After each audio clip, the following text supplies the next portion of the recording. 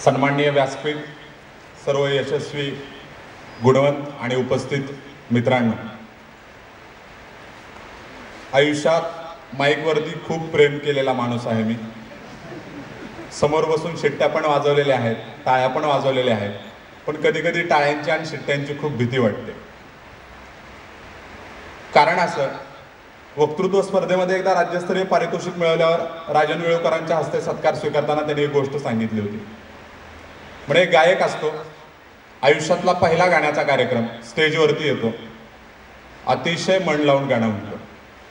तो स्टेजवरून खाली उतरायला लागला की पब्लिकमधून आवाज येतो, वन्स मोर. याला भारी वाटतं, आयुष्यातला पहिला कार्यक्रम, पहिलं गाणं, आणि त्याला वन्स मोर. पुन्हा अगदी बेंबीच्या देठापासून ओरडायला लागतो, पुन्हा गाणं म्हणतो, स्टेजवरून खाली उतरायला लागला की पुन्हा वन्स मोर. 1 2 4 5 10 20 वेळा वन्स मोर होतं. अतिशय केविलवाणा चेहरा करतो बिचारा. हा म्हणतो भास्करा की मध्ये एका प्रकारे म्हणावं आनंद पण असतो. अहो भास्करा की किती वेळा वन्स मोर करतात. पब्लिकमधून आवाज येतो, जोपर्यंत चांगलं म्हणत नाही ना तोपर्यंत वन्स मोर करतात.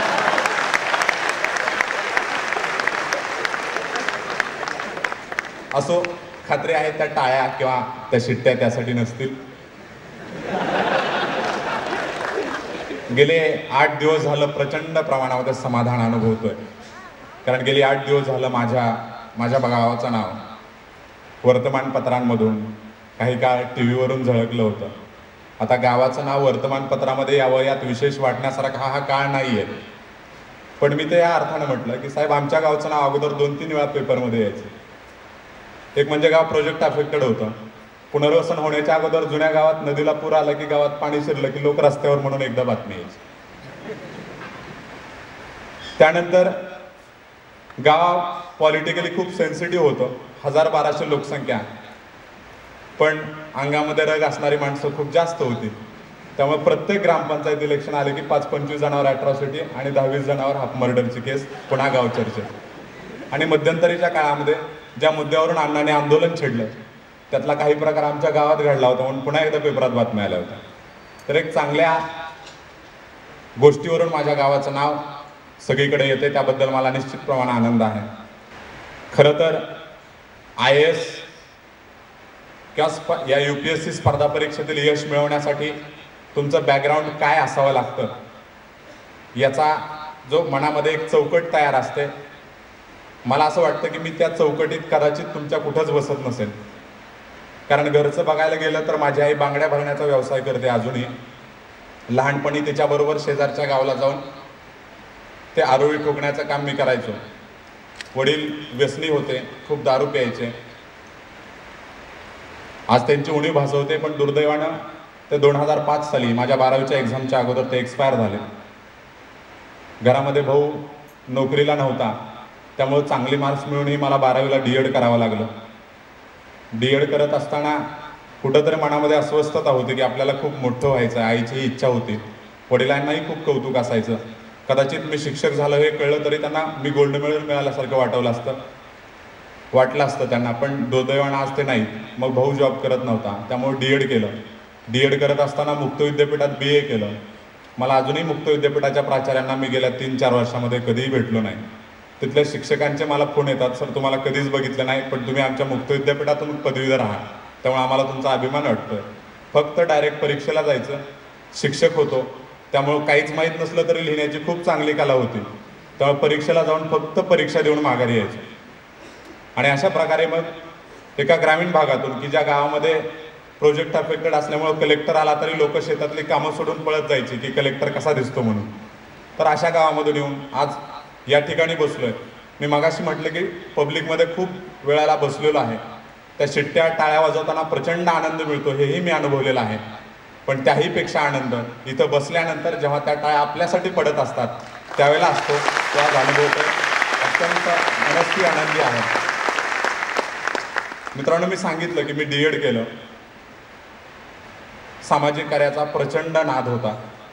प्रचंड या अर्थानं म्हणतोय की D.Ed करत असताना मी कॉलेजमध्ये कमी आणि वक्तृत्व स्पर्धा, विद्यार्थी संघटनेचे मोर्चे, आंदोलनं, D.Edला असताना इंटर्नशिप केली ती कॅन्सल करावी म्हणून मुंबईला पोरांबरोबर, नेहरू या मंडळाचा अध्यक्ष, एका विद्यार्थी संघटनेचा जिल्हा प्रवक्ता, राजकारणात नगरपालिका झाली, झेडपी झाली, पंचायत समिती, आमदारकी, सगळीकडे भाषणं ठोकत फिरायचं.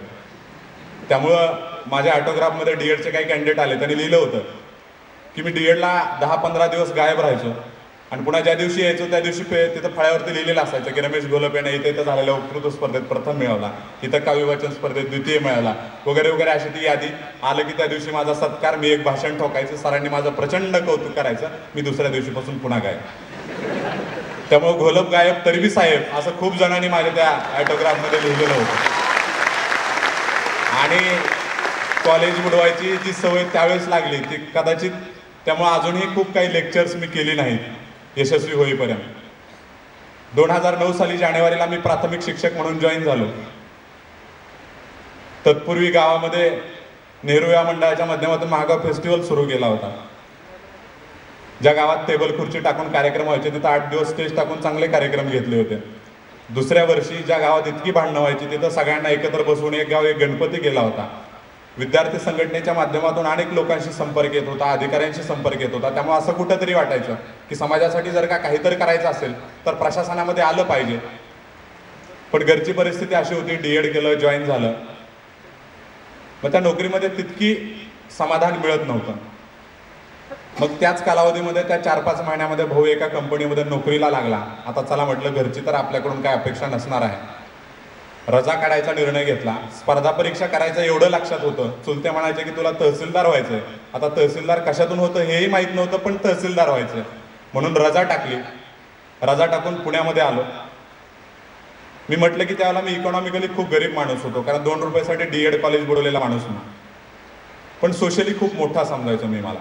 पण इथं आल्यानंतर मनाला समजावून सांगितलं होतं की बाबा रे, इथं जर काही यशस्वी व्हायचं असेल तर यशाचं स्वप्न भूतकाळातल्या अवशेषावर नाही तर वर्तमान काळातल्या परिश्रमावर पाहावं लागेल.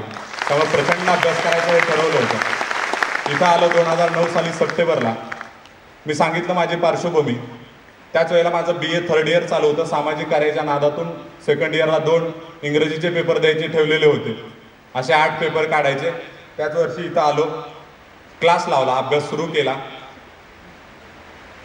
मला आठवत आहे की नोव्हेंबर-डिसेंबर 2009 ते एप्रिल 2010 या आयुष्यामध्ये, खरंच या कालावधीमध्ये मी आयुष्यात प्रचंड अभ्यास केला. म्हणजे मी शिक्षक भवनला राहायचो. राहण्याचं प्रयोजन असं की जेवढे दिवस राहील गुणिले 25 इतकं कमी भाडं असायचं तिथं. त्यामुळे तिथं राहायचो. योगायोगाने तिथं खूप चांगले मित्र होते, सहकारी शिक्षक होते. मग तिथं अभ्यास करायचो सकाळी 6 वाजल्यापासून 2 वाजेपर्यंत. 2चं टायमिंग यासाठी की खूप वेळ बसू वाटते म्हणून नाही, पण डबा 2 वाजता यायचा म्हणून 2 वाजेपर्यंत अभ्यास करायचो. पुन्हा जेवण करून झोप, पुन्हा अभ्यास करणं, कारण वाचल तो प्रत्येक शब्द नवीन असायचा. मी म्हटलं की माझा अगोदर 12वी सायन्स झालं होतं. 12वी सायन्सलाही 88.50% मार्क्स होते. क्लास लावता आला नाही. फिजिक्सचा लावला होता, मामांनी पैसे भरले होते, तर त्याला फिजिक्सला 100 पैकी 99 मार्क्स होते. पण याचा अर्थ असा अजिबात नव्हता की मी खूप कन्सेप्च्युअली क्लिअर होतो, पण पाठांतर करण्याची क्षमता मात्र जबरदस्त होती. 4 पानाची थेअरी असली, झोपेतून सकाळी उठवलं तर ए आणि द पण चुकत नव्हतं, इतकं तोंडपाठ असायचं. त्यामुळे इथं ज्या वेळेला आलो त्यावेळेला माझे काही जे चांगले गुण आहेत तेही मला माहीत होते की मी असा सोशली ॲक्टिव्ह आहे, माझं वक्तृत्व चांगलं आहे, माझ्या ग्राउंड रूटला मी काम केलेलं आहे, मला तिथल्या समस्या माहीत आहेत, माझं अक्षर चांगलं आहे, मी शिक्षक होतो आणि बाकी अनंत अडचणी समोर होत्या, पण हेही माझे स्ट्रॉंग पॉईंट्स आहेत हे मला माहीत होतं. त्यामुळे यशस्वी व्हायचं असेल तर आता या मुद्द्यांचा चांगला वापर करून घ्यायचा आणि व्हायचं हे ठरवलं होतं. मी म्हटलं तसं प्रचंड अभ्यास केला त्या 5-6 महिन्यामध्ये.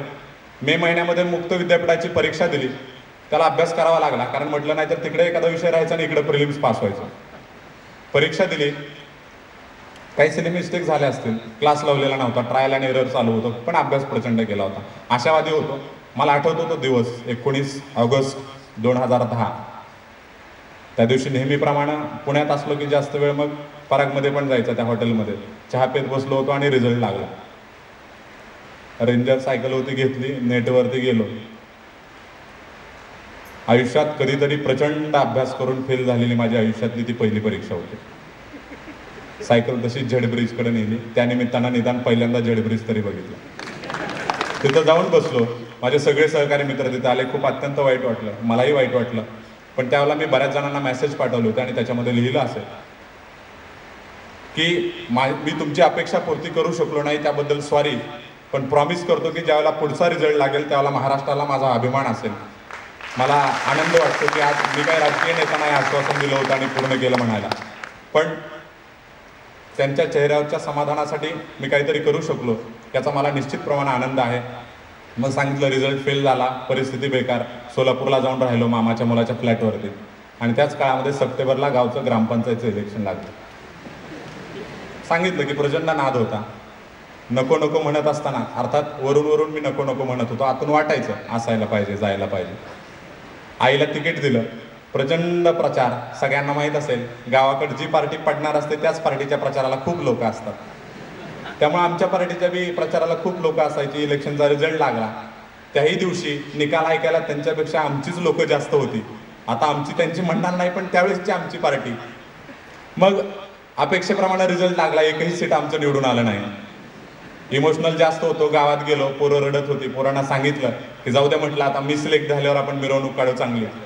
आणि त्याच इमोशनलमध्ये मी म्हणून आलो की आता क्लास 1 झाल्याशिवाय पुन्हा गावात पाऊल ठेवणार नाही. आणि ते पाऊल 20 महिन्यांनी उद्या गावात ठेवणार आहे.